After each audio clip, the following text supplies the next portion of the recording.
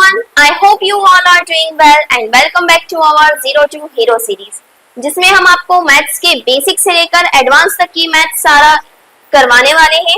Okay, यहाँ पर अगर मैं बात करूँ तो आज की इस वीडियो में हम करेंगे area and perimeter of 2D shapes.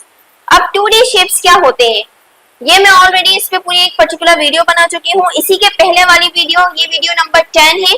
Video number 9 में मैंने पूरा एरिया 2D शेप्स पूरे एक्सप्लेन करे हैं, तो अगर आपको कोई भी कंफ्यूजन हो तो आप उसमें देख सकते हैं। इसके अलावा एरिया और पेरीमीटर की भी वीडियो, डिटेल्ड वीडियो, जिसमें क्वेश्चंस, फॉर्मूलाज, कैसे उन क्वेश्चंस को सॉल्व करना है, किस किस टाइप के क्वेश्चंस बन सकते हैं एरिया एंड पेरीमीटर में, वो मैं ऑलरेडी बना चुकी हूँ वीडियो नंबर 7 एंड 8 में। यहाँ पर हम सिर्फ फॉर्मूला डिस्कस करेंगे और उस फॉर्मूला में कौन कौन से एलिमेंट्स हैं उसके बारे में आपको बताऊंगी। बाकी अगर आपको डिटेल वीडियो देखना है तो आप वीडियो नंबर 7 और 8 देख सकते हैं। So let's get started. So यहाँ पर मैंने सारे ही आपके 2D शेप्स लिख दिए हैं जिनके बारे में आज हम डिस्कस करने वाले हैं। इन 2D शेप्स में किसी को आप नहीं जानते हैं कि ये शेप क्या होता है, इसकी प्रॉपर्टीज क्या है, तो उसके आप इससे पहले वाली वीडियो नंबर 9 देख सकते हैं। ठीक है, यहाँ पर मैं बात करूंगी सबसे पहले सर्कल की। सर्कल कुछ इस टाइप का होता है। ठीक है, it is not a proper circle but we can consider it as a circle. So यहाँ पर एक होता है सेंटर, और सेंटर से जो चीज सर्कमफ्रेंस तक जाती है वो है रेडियस। क्लियर? यहाँ पे जो आसपास बाउंड्री दिख रही है ना, ये सर्कल का सर्कमफ्रेंस होता है। ठीक है, सर्कल में पेरीमीटर नहीं होता। सर्कल में पेरीमीटर की जगह हम क्या वर्ड यूज करते हैं? सर्कमफ्रेंस। ओके, सो अगर हम सर्कमफ्रेंस ऑफ सर्कल की बात करें, सर्कमफ्रेंस ऑफ सर्कल, तो इसका फॉर्मूला होता है 2 पाई r। क्लियर? इसमें पाई क्या है? पाई, जब भी हम सर्कुलर चीजों की बात करते हैं तो हम वैल्यू रखते हैं पाई, जिसकी वैल्यू होती है, अगर आपको फ्रैक्शन में लिखना है तो 22/7, और अगर आपको डेसिमल में लिखना है 3.14। It totally depends on you कि आपको कौन सी वैल्यू रखना है। बट मैं आपको ये सजेस्ट करूंगी कि जब r जो है कैंसिल हो रहा हो, मतलब 7 हो, 7 के टेबल वाला कोई नंबर हो r, तो आप 22/7 रखें, और कैंसिल ना हो रहा हो, r की जो वैल्यू है वो ऐसी हो जो 7 के टेबल में नहीं आती, तो आप ये वाला वैल्यू रखें। ठीक है, पाई की वैल्यू ये आ गई, r है आपका रेडियस। ठीक है, नेक्स्ट आता है सेकेंड फॉर्मूला इसका, area of circle. Area of circle क्या होता है? पाई r स्क्वायर, यानी r 2 बार मल्टीप्लाई हो रहा है, पाई की वैल्यू सेम है। ठीक है, सर्कल में मेनली यही दो फॉर्मूलाज होते हैं। इसके अलावा रेडियस निकालने को आ सकती है, डायमीटर निकालने को आ सकती है। ठीक है, डायमीटर क्या होती है? रेडियस की डबल, तो क्या हो जाएगी 2 × r, और रेडियस क्या होती है? डायमीटर का हाफ, d/2। क्लियर? अगर आपको डायमीटर दी है तो आप रेडियस निकाल सकते हैं, रेडियस दी है तो आप डायमीटर निकाल सकते हैं। इसके अलावा क्या क्वेश्चन आ सकता है? कई बार जगह हो सकता है आपको सर्कमफ्रेंस दिया हो और आपसे कहा हो कि रेडियस बताओ कितनी है। अगर सर्कल का सर्कमफ्रेंस इतना है तो रेडियस बताओ। ठीक है, अगर सर्कल का एरिया इतना है तो रेडियस बताओ। इस तरह के क्वेश्चंस कैसे सॉल्व होंगे वो ऑलरेडी वीडियो नंबर 7 और 8 में डिस्क्राइब है, आप वहां पे देख सकते हैं। यहाँ पे बस बेसिक फॉर्मूलाज आपको बता रही हूँ कि कौन से फॉर्मूलाज इसमें होते हैं। अब बात आती है सेमी सर्कल की। सेमी सर्कल नाम से ही समझ में आ रहा है, सर्कल का आधा, मतलब कुछ इस तरह से होगा ये। ठीक है, तो इसमें भी सर्कमफ्रेंस और एरिया निकलेगा। ठीक है, सेंटर से यहाँ तक का डिस्टेंस r होगा, और ये पूरी लेंथ क्या होगी? डायमीटर। तो डायमीटर क्या होगा? 2 × r, और रेडियस क्या होगी? d/2, sorry, diameter upon 2। Circumference की बात करें तो सर्कमफ्रेंस ऑफ सेमी सर्कल आपको अलग से याद करने की जरूरत नहीं है, बिकॉज क्या होता है, सर्कल का क्या होता है? 2 पाई r, आप सिर्फ इसमें अपॉन 2 लगा दें। जो सर्कल का सर्कमफ्रेंस था उसी को हम 2 से डिवाइड कर देंगे, कितना आ गया? पाई r, यानी इसका क्या होता है? Circumference of semi circle pi r। Area of semi circle हम वही करेंगे, सर्कल का क्या होता है? पाई r स्क्वायर, तो अपॉन 2। ओके, हाफ कर देंगे सर्कल का, क्योंकि शेप भी हाफ है, फॉर्मूला भी हाफ हो जाएगा। Clear? Moving on to triangle. Triangle तीन टाइप्स के होते हैं, मैं उनको डिस्क्राइब करूंगी। सो फ्रेंड्स, यहाँ पे ये तीनों टाइप के ट्राइंगल्स मैंने बनाए हुए हैं। पहला होता है इक्विलैटरल ट्राइंगल, जिसके तीनों साइड और तीनों एंगल्स बराबर होते हैं। ये होता है आइसोसेलेस, जिसके दो साइड्स बराबर होती हैं और उसके दो सामने वाले एंगल्स बराबर होते हैं, तीसरा एंगल अलग होता है। थर्ड वन होता है स्केलिंग ट्राइंगल, जिसके तीनों ही साइड्स और तीनों ही एंगल्स डिफरेंट होते हैं। क्लियर है? अब बात आती है इनके एरिया और पैरामीटर की। सो अगर मैं एरिया की बात करूं तो तीनों ही ट्राइंगल्स का एरिया जो है आप इस फॉर्मूले से निकाल सकते हैं, half into base into height. ठीक है, half into base into height. उसके अलावा पैरामीटर जो है, पैरामीटर का फॉर्मूला तीनों में ही लगा सकते हैं आप, a plus B plus C. A B C क्या है? ए बी सी तीनों साइड्स हैं, 1 2 3। ठीक है, क्योंकि इक्विलैटरल ट्राइंगल में तीनों साइड्स बराबर होती हैं, तो आप वैसे तो इससे भी निकाल सकते हैं, बट एक और फॉर्मूला होता है, वो होता है 3 इंटू ए। ठीक है, 3 इंटू साइड भी कहते हैं इसको। तो आप दोनों में से कोई भी फॉर्मूला लगा सकते हैं इक्विलैटरल ट्राइंगल के लिए। ठीक है, ये सारों के लिए अप्लाई है ये वाले फॉर्मूला, और ये वाला फॉर्मूला सिर्फ और सिर्फ इक्विलैटरल ट्राइंगल के लिए। इसी तरह से इक्विलैटरल ट्राइंगल का एरिया एक और तरह से निकाल सकते हैं आप, √3/4 साइड स्क्वायर। क्लियर? यहाँ पे perimeter half into sorry area half into B into A, height होती है ये। ठीक है, हाईएस्ट पॉइंट से सामने वाले जो लाइन है उस तक की लेंथ। क्लियर? इसके अलावा एक हेरोल्ड्स फॉर्मूला भी यूज करा जाता है to find the area of triangle, but क्योंकि वो 9-10 क्लास में जाके आता है तो वो मैं अभी नहीं करवा रही हूँ। यहाँ पे मैं बिल्कुल बेसिक वाला करवा रही हूँ, जब हम हायर मैथमेटिक्स पढ़ेंगे तब हम उसको पढ़ेंगे। स्क्वायर के बारे में देखते हैं अब हम। स्क्वायर क्या होता है? जिसकी चारों साइड्स इक्वल हो, चारों एंगल्स भी इक्वल होते हैं 90 डिग्री के।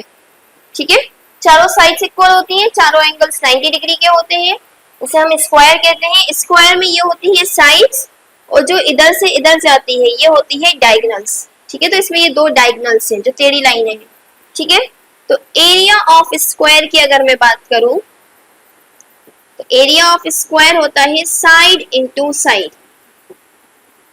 ठीक है, क्योंकि चारों साइड बराबर होंगी तो आपको एक ही दी होगी, आपको उसको अपने आप से मल्टीप्लाई करना है। जैसे मान लो ये मैं मान लूं कि 3 सेंटीमीटर इसकी साइड है, तो 3 इंटू 3 9 सेंटीमीटर स्क्वायर इसका एरिया आ जाएगा। पेरीमीटर की मैं अगर बात करूं, पेरीमीटर ऑफ स्क्वायर क्या होता है? क्योंकि चारों साइड्स इक्वल होती हैं तो 4 इंटू साइड। जैसे इक्विलैटरल ट्राइंगल में होता है ना 3 इंटू साइड, क्योंकि इक्विलैटरल ट्राइंगल की तीनों साइड इक्वल होती हैं, इसकी 4 साइड इक्वल है तो 4 इंटू साइड। इसके अलावा एक फॉर्मूला इसमें और होता है, that is about the diagonal. Diagonal क्या होती है? साइड √2, जो भी साइड दी हो। जैसे यहाँ पे डायगोनल क्या लेंथ क्या होगी? 3√2, क्योंकि 3 सेंटीमीटर की साइड है तो डायगोनल कितनी होगी? 3√2। ठीक है, एक चीज और, जब भी आप यूनिट लिखेंगे तो यहाँ अगर मीटर होगा तो पेरीमीटर और डायगोनल दोनों में मीटर मीटर लगेगा। ठीक है, सेंटीमीटर होगा तो सेंटीमीटर लगेगा। स्क्वायर में सेंटीमीटर है, सॉरी एरिया में सेंटीमीटर स्क्वायर। किसी भी चीज का एरिया हो, ट्राइंगल का हो, स्क्वायर का हो, सर्कल का हो, रेक्टेंगल का हो, किसी भी चीज का एरिया हो, एरिया की यूनिट में स्क्वायर ये छोटा सा ऊपर 2 आता है, हमेशा आएगा। ठीक है, पेरीमीटर में और अदर चीजों में नहीं आता, सिर्फ एरिया में आएगा। ठीक है, सो फ्रेंड्स नेक्स्ट बात करते हैं रेक्टेंगल की। रेक्टेंगल कुछ इस तरह से दिखता है, इसकी अपोजिट साइड्स बराबर होती हैं, यानी ये एल है तो ये भी एल होगी, ये बी है तो ये भी होगी। उसके अलावा इसके चारों एंगल्स 90 डिग्री के होते हैं। स्क्वायर की तरह इसमें भी दो डायगोनल्स होती हैं। तो अगर हम एरिया की बात करें, एरिया ऑफ रेक्टेंगल तो ये होता है L इंटू बी। इसी के साथ पेरीमीटर ऑफ रेक्टेंगल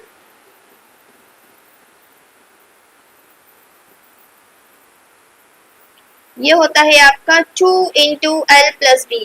एल और बी लेंथ और ब्रेथ है। ओके, जितनी भी आपको दी हो वो आपको क्वेश्चन में मेंशन होंगी। इसी के साथ आता है डायगोनल का formula, diagonal of rectangle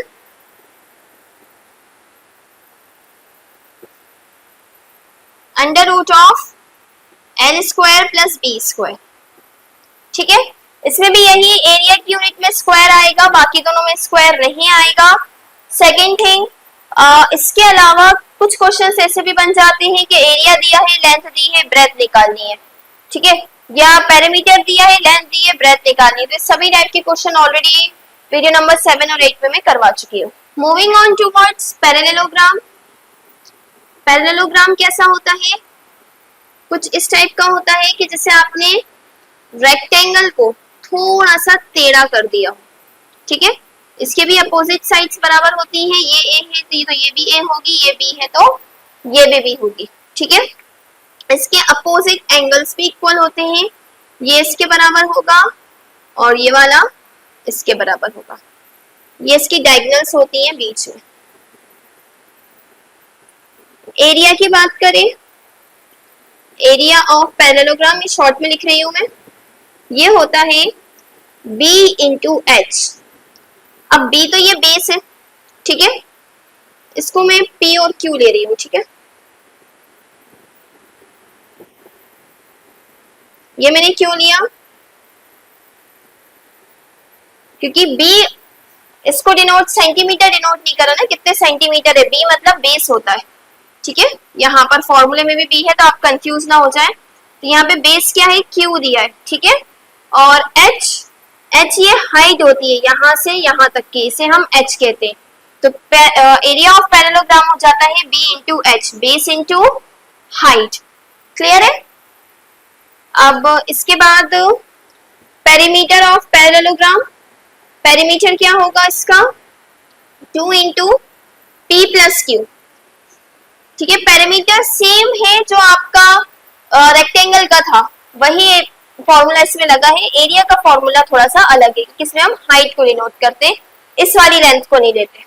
clear? Moving on next to trapezium. Trapezium कुछ इस तरह सा होता है कि आपने मतलब ट्रायंगल को अगर ऊपर से कट कर दिया जाए, ठीक है, इसमें दो साइड्स पैरेलल होती है और दो पैरेलल नहीं होती है। क्लियर? इसका एरिया क्या होता है? एरिया की अगर हम बात करें तो इसमें भी हम हाइट का यूज करते हैं, दैट इज h। यहाँ से यहाँ तक की लेंथ अगर h है, ये a है और ये b है, तो इसका फॉर्मूला होता है हाफ। इसका क्योंकि शेप ट्राइंगल की तरह है तो फॉर्मूला भी ट्राइंगल की तरह ही होगा।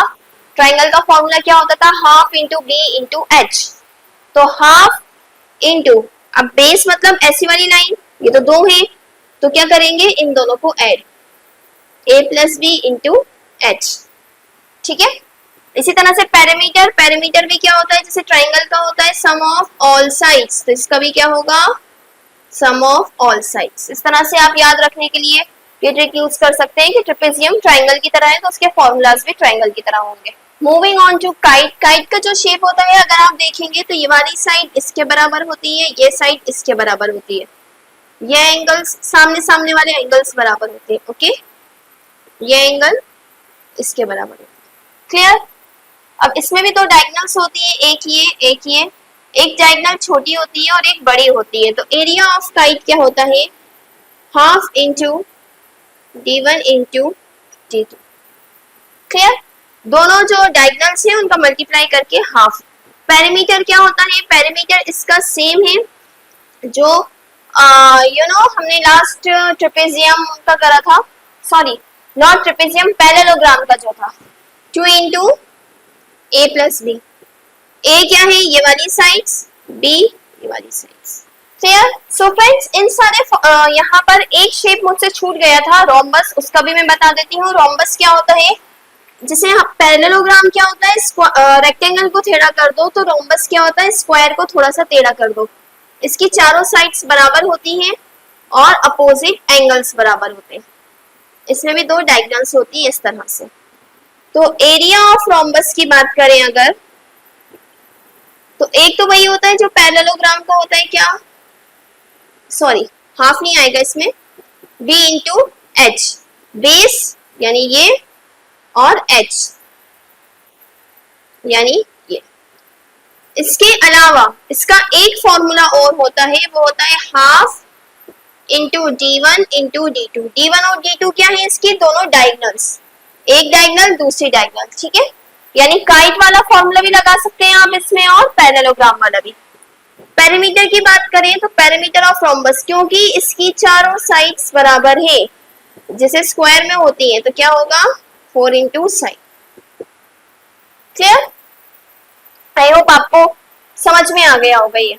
सो आते हैं लास्ट हमारे जो बचे हुए पॉलीगन्स हैं उनकी तरफ। इसमें आपको एक चीज रिमेंबर रखना है कि 3 साइड्स होंगी तो ट्राइंगल होगा, ट्राइंगल के 3 साइड्स होते, 4 साइड्स होंगी तो क्वाड्रिलेटरल होगा। ठीक है, और क्वाड्रिलेटरल के टाइप्स क्या हैं 1 2 3 4 और एक रोम्बस। ठीक है, 5 हो गए। अब अगर 5 साइड हो या उससे ज्यादा साइड्स हो तो उन सभी को हम पॉलीगन्स कहते हैं। पॉलीगन्स मतलब ये भी ट्राइंगल भी एक तरह का पॉलीगन है, रेक्टेंगल भी एक तरह का पॉलीगन है।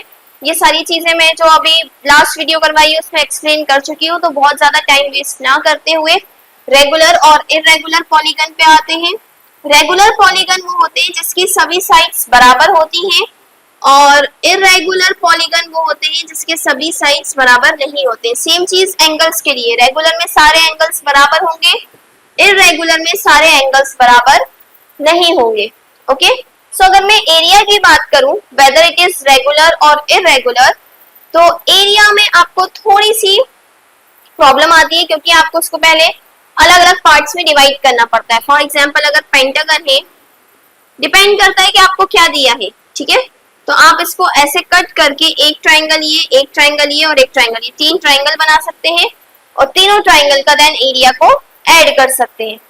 क्लियर? इसके अलावा आपके पास और ऑप्शंस क्या हैं? इसके फॉर्मूलाज भी होते हैं, बट क्योंकि हर पॉलीगन का एक अलग फॉर्मूला आपको निकालना होगा, तो आई थिंक उससे बेटर ये है कि जो भी पॉलीगन है उसको ट्राइंगल्स के शेप में कट करके आप उसका एरिया, पेरीमीटर या जो भी निकालना है वो निकालें। सॉरी, एरिया निकालें, नॉट अबाउट पेरीमीटर। ठीक है, अगर हेक्सागन है तो इसको आप इस तरह से कट कर सकते हैं, रेगुलर चाहे इरेगुलर कोई सा भी हो। इसको जब आप करेंगे तो ये एक रेक्टेंगल बन जाएगा और 2 ट्रायंगल्स बन जाएंगे। इसी तरह से आपको अलग अलग शेप मिलेंगे, आप अलग अलग शेप में डिवाइड करके एरिया निकाल सकते हैं। पैरामीटर की बात करें तो पैरामीटर तो वैसे भी सारे ही, चाहे ट्राइंगल हो, स्क्वायर हो, रेक्टेंगल हो, पैरामीटर का तो एक्चुअल फॉर्मूला ही क्या होता है, सम ऑफ ऑल साइड्स।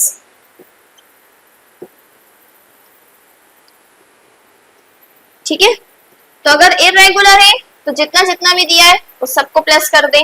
रेगुलर है, पेंटागन है, 5 साइड होती है तो 5 इंटू साइड। हेक्सागन है तो 6 इंटू साइड। जितनी उसकी साइड होंगी ना, ये जो जितनी साइड्स होंगी उसकी काउंट भी कर सकते हैं आप। जितनी साइड्स होंगी उसको साइड से मल्टीप्लाई कर दीजिएगा, जितना भी सेंटीमीटर दिया हो। या फिर सम ऑफ ऑल साइड तो हमेशा हर पैरामीटर में लग ही जाता है ये फॉर्मूला, तो चाहे कोई सा भी आपका पॉलीगन हो, सम ऑफ ऑल साइड्स कर देंगे आप तो वैसे ही आपका पैरामीटर आ जाएगा। Okay, so that's all for today. इस वीडियो में मैंने आपको सारे ही फॉर्मूलाज एक्सप्लेन कर दिए हैं। बाकी अगर बिल्कुल डीपली आपको क्वेश्चंस देखना है, क्वेश्चंस कैसे सॉल्व होंगे, तो वो ऑलरेडी मैं बता चुकी हूँ। इन सब की पूरी प्रॉपर्टीज देखना है तो वो भी ऑलरेडी मैं आपको बता चुकी हूँ, वीडियोस अपलोड हो चुकी हैं, आप उस पर देख सकते हैं। इसके अलावा आपको कोई डाउट हो तो आप कमेंट सेक्शन में लिख सकते हैं। इसी तरह की और वीडियोस के लिए please do like, share and subscribe to my channel. Thank you.